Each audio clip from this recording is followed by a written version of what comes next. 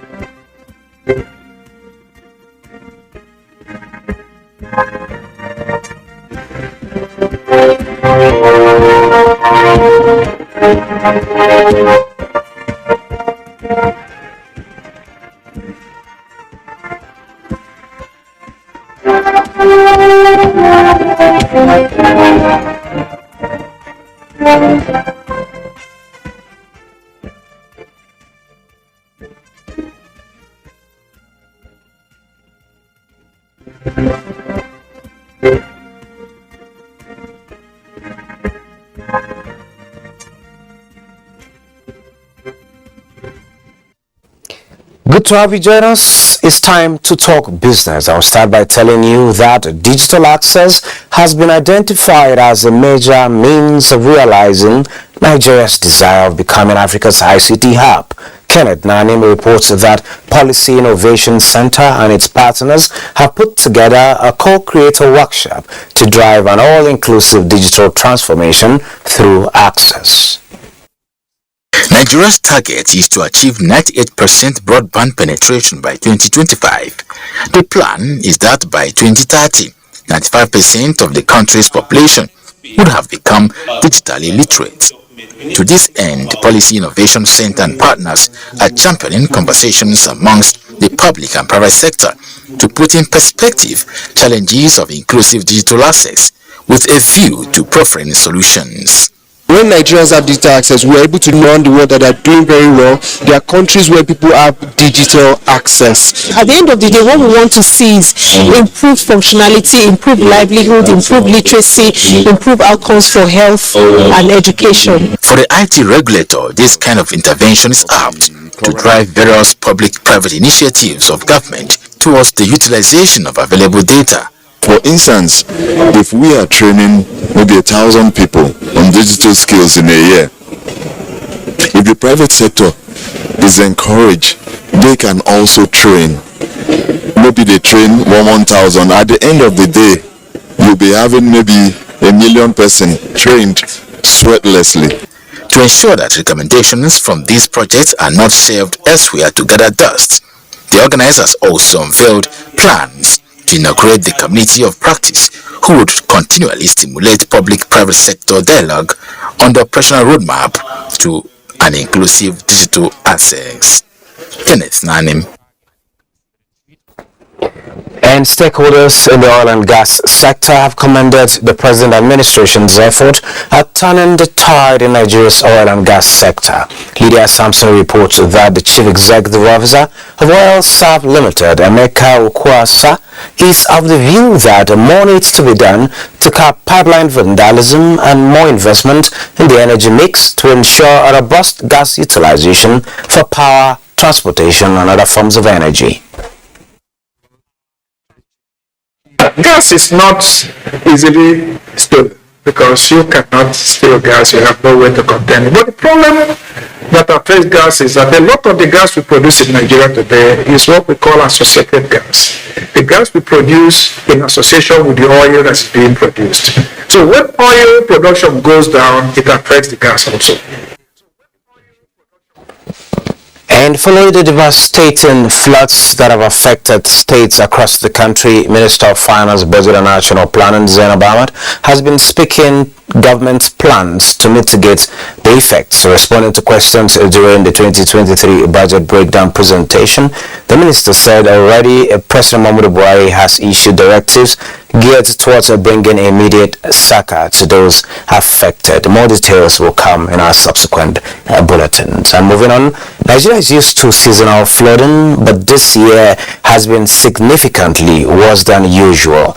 More than 600 people have died. Some 1.3 million people have been displaced, and more than 200,000 homes have been destroyed. This is said to be attributed to climate change, and our focus on the program is on climate crisis and the COP27 taking place in Egypt in a few days to come. And joining me on the conversation is the president, the Ecologistics Integrated Services, Dr. Paul Abolo. Dr. Paul, you're welcome to Business Experts. Thank you for having me, Danny. Good to have you. The last time I had you here was a day or two to COP26. Yes. And now we're talking COP27, you're here. Well, the flooding is here. COP27 is about the corner. It's been devastating. Livelihoods have been lost. Property has been lost. What is the way to go? Climate change. For real, it's climate change. But the complexities associated with flood must also be looked in the full extent, because climate change is only responsible for the rain, but some people are also responsible for the flow of the water that comes from the rain. Blockages, absolutely. Waterways, structures, buildings. Buildings. No desilting. That is where I was going to. There was something to do with dredging. Yes. That could have helped too. That would have helped a lot, because I cannot remember any major dredging activities that has taken place in this country. And then with the use of plastics and the increase in population, most of these debris end up in the waterways. So with the increased impact of climate change, you will find that the rating is exacerbated. It goes beyond control. But the reality is that it's not too late. We can still do a lot about it. We can do a lot from two perspectives. We can do with mitigation, while we need to do something about adaptation, because the impact is expansive and it's also grave. For example, you didn't talk about the impact on agriculture. Yes, I was to ask that NBS, the National Bureau of Statistics, released the figures for CPI for the month of September, and we're having month-to-month where there is a drop in food inflation, yes, possibly because of harvest, but year on year there is an increase. What is the effect of this flooding on food security, particularly this particular harvest we're talking about that is supposed to bring down food inflation? Yes, as a matter of fact, like I said earlier, the impact is grave, and to recover from such impact takes more than 6 to 7 planting cycles. Wow. Except strategic interventions are put in place. But we're already having some food security challenges. And now with this year planting didn't start on time, and those who now planted could not harvest because the floods came. So not only is it going to affect the agriculture, it's going to affect the economy. It's going to affect a whole lot of things. The development all around is being affected by this. So we are facing a huge problem. Talking about a huge problem, how huge is this problem? Yes, locally we're having the issue of flooding, and the flooding is not just in one part of the country, it cuts across the country. Then we have the Russia, Ukraine. How is that also impacting on climate commitment and also climate action? Well, you're talking about the complexities surrounding this. The issue is not just flooding, because like we know, flooding is as a result of climate change to some extent. But we also know that there's something responsible for climate change. That's global warming. and there's something that's responsible for global warming, that's emission.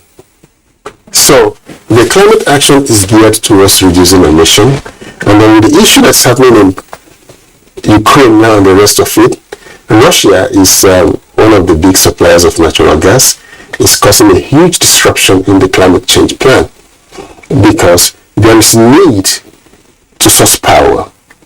We didn't anticipate this at COP26. We didn't anticipate this. Nobody did. We had programs for net zero, gas as a transition fuel, and Nigeria recently launched its energy transition plans.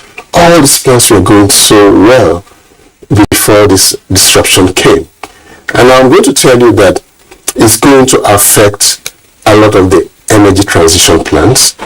It's going to affect our net zero. Nigeria's net zero is 2060, and most other developed countries are at 2050. So it's going to cause an imbalance. However, there's a possibility, hoping that the war will be over soon, to pick up and increase the ambition for net zero. You understand what net zero means? The net zero thing, yes, we understand, and other countries, particularly advanced economies, are hitting that on time. But for us, the source of our energy, our transition is gas. Yes. We have that in surplus. Yes. So net zero for us, I think, is still far-fetched. No? I don't know. Net zero for us is not far-fetched. Okay. We make the right investments in our natural gas deposits. How do we go about that? How do you mean? Investment. We need to put in money. We need to attract investment, especially now. This is the opportunity. You know, there is lack of gas in Europe, so let's go big. Let's develop our gas deposits and meet that gap. But not only meeting that gap, we need to sustain it. So we need to go into very long-term contracts that will sustain it and develop it. Yeah, this is an opportunity really for us in Nigeria. So I think we should look inwards, and then I also think that we should open our doors and create an enabling environment for investors to come and develop our gas deposits. Well, talking about developing our gas deposits, where are we on utilization in-house before taking the advantage of the huge exports that is needed, but possibly meeting the energy needs of the rest of the world? Yes, well, I must admit we have some challenges again tied to investment. But however, if you remember at COP26, President said that Nigeria is more of a gas-producing country than even petroleum. He also said that Nigeria is going to leverage gas as a transition fuel up to 2040, which means that we already have a plan to do that. So all we need to do is get a little bit more ambitious, and while we are keeping our eyes on the 2040, then we need to keep our focus on the investment part of it that comes in. Now, locally, how are we doing with gas as a transition fuel? Now, if you look at the energy transition plan very well, you will realize that it calls for huge investment in the sector. $410 billion is required to do this transition, and a whole lot of it has to be done through gas infrastructure and gas development. So I'll call it, we need to up our gas intelligence. Talking about upping our gas intelligence, gas and oil and gas, these are associated products. Yes, the oil pipelines are suffering from vandalism. There is so much theft going. Nigeria is losing a whole lot of revenue. Yes, it's not easy for you to steal gas. You can't contain it. No. But then, oil and gas, they go together. If there is low production in oil, it affects gas. No. Oh, okay. It depends on your process. What we are doing here ties them together. Okay. But if you engage this technology, how much of this technology are we putting into processing it? If you look at the climate action, which was the Paris Agreement, it's stated carefully there that there must be a technology transfer. It's also stated there that there has to be a technology needs assessment. Well, I don't think we have done much of that.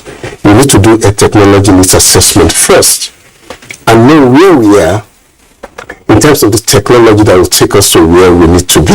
Okay. And after we have done that assessment, then we will do what is called technology adaptation plan. We'll come up with a plan on how we are going to either adapt to the existing technology and adapt to technology that is coming in.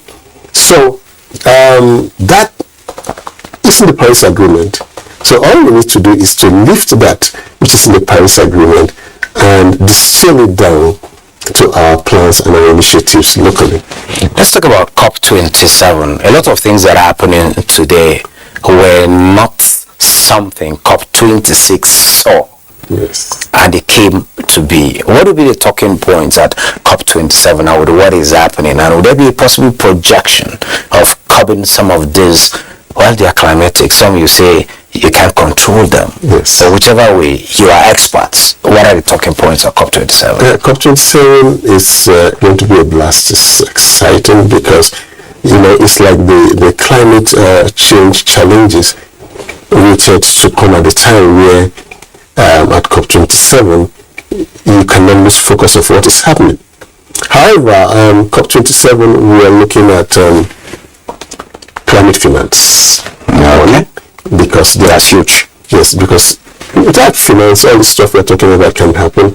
The technology adaptation or technology needs assessment or adaptation issues, we need finance. So number one issue at COP27 is climate finance. However, there's something new that is coming up at COP27. Developing countries are changing their narratives now.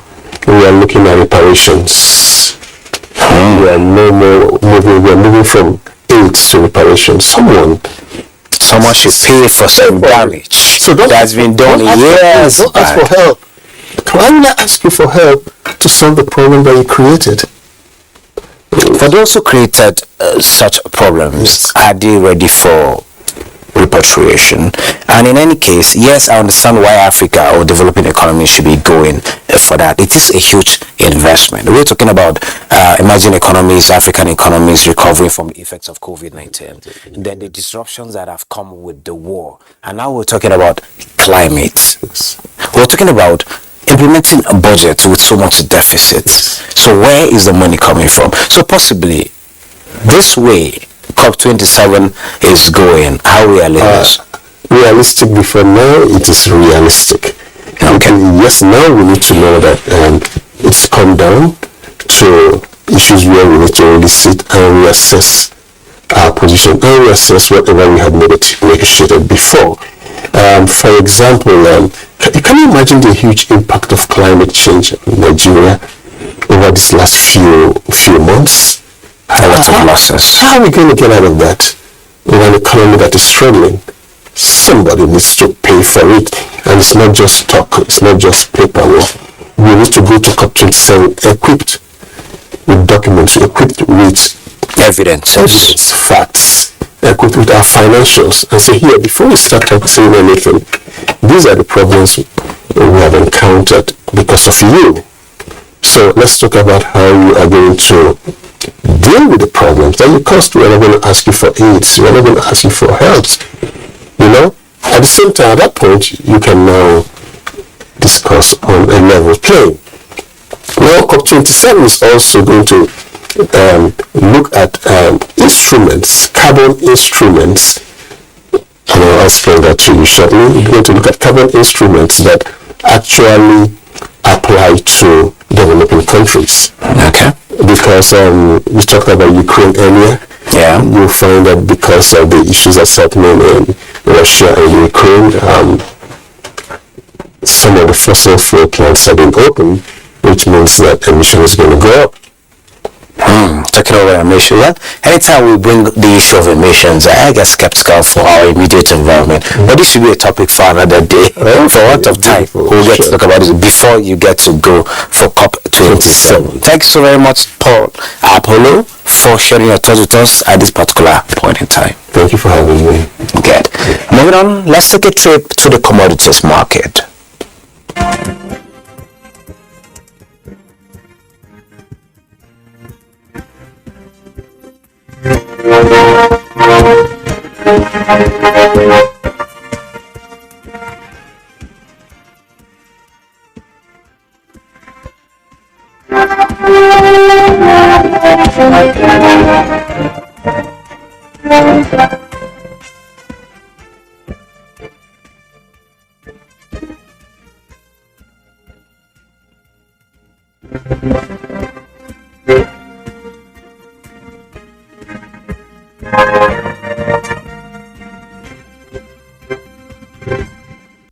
Still talking commodities, oil prices rose slightly on Wednesday amid plenty of caution as bullish signals like falling U.S. crude stocks and generally undersupplied markets were countered by bearish factors such as uncertain Chinese demand growth and falling gas prices. CNBC reports that Brent crude futures for December settlement rose 0.8% to $90.79 a barrel. Earlier in the session, Brent hit a low of $89.32. U.S. West Texas Intermediate crude for November delivery expiring on Thursday was at $87.82 a barrel, up 0.9%. The December contract was at $82.92.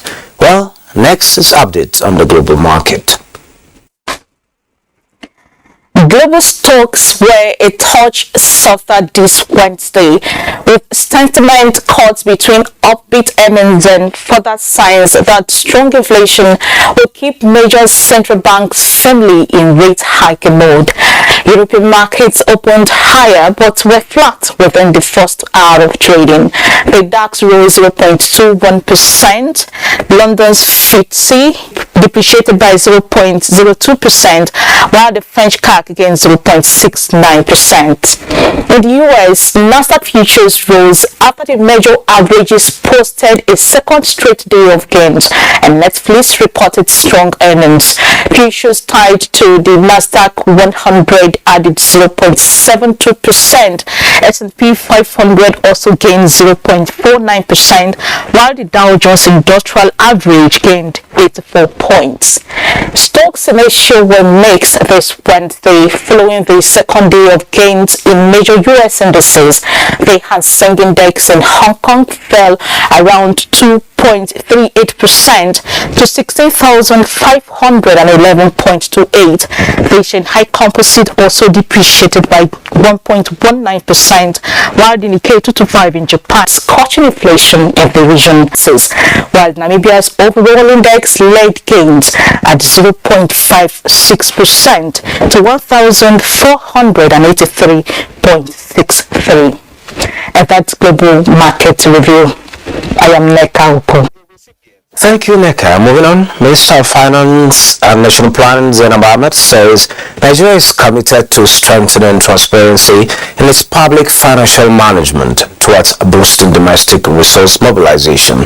And to this end, Nigeria, through the annual finance bill, is reviewing rationalization of exemptions and other tax incentives for matured industries, deepening government reforms to reduce revenue forgone to support fiscal policy and establishment of a more sustainable and effective monitoring of the use of tax incentives and the value-added tax excise duty rate with the support of ECOWAS and the European Union.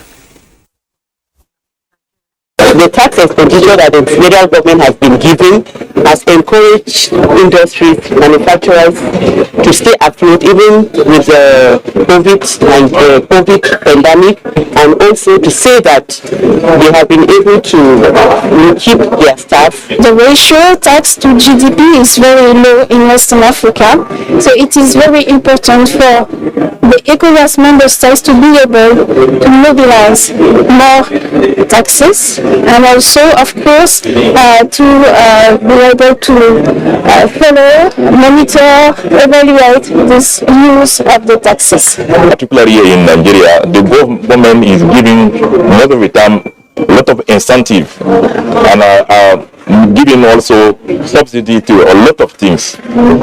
And this process needs to be assessed properly.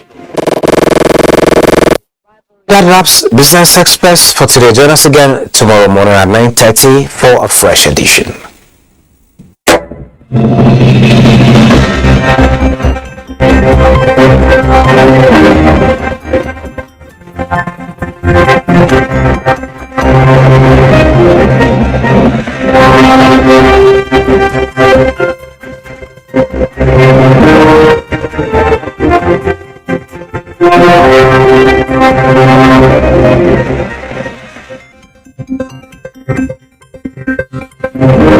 Hours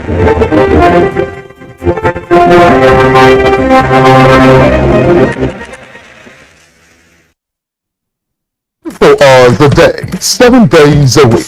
You can watch NTA International live on your TV, computer, iPad, tablet and phone. Log on visiontv.co.uk and click on Entertainment, then NTA. You can also download the iOS or Android app on your mobile device to watch NTA International on the go, anywhere in the world. NTA International.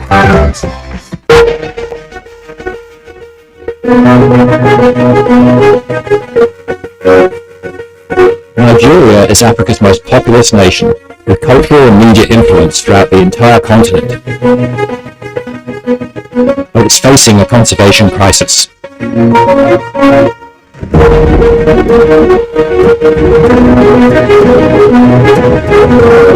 Its wildlife and national parks are highly endangered by poaching and illegal logging. It's the epicenter of the illegal trade in ivory and pangolin scales, with tons of products representing thousands of animals seized in recent times by customs. It has strong demand for illegal bushmeat that endangers animals and risks introduction of zoonotic disease. But Nigeria could be a conservation leader. With Lagos leading the way, Nigeria is updating its wildlife legislation. It's improving its wildlife law enforcement, and it's revolutionizing its public awareness. WADA and its Nigerian partners are launching the largest ever conservation awareness program in Africa to drastically increase coverage of wildlife issues. Working with government agencies, working with the media,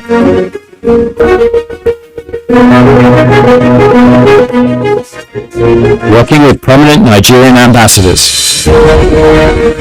Report suspicious activity and wildlife crime to promote Nigeria's national parks, to promote wildlife law enforcement, to raise awareness of the dangers of illegal bushmeat, and to promote alternatives. Nigeria can go from crisis to becoming a leader in conservation. So let's do the right thing. Tell your family and friends to say no to illegal bushmeat. Keep them wild, keep them wild. Keep them wild, keep us safe, and keep us safe.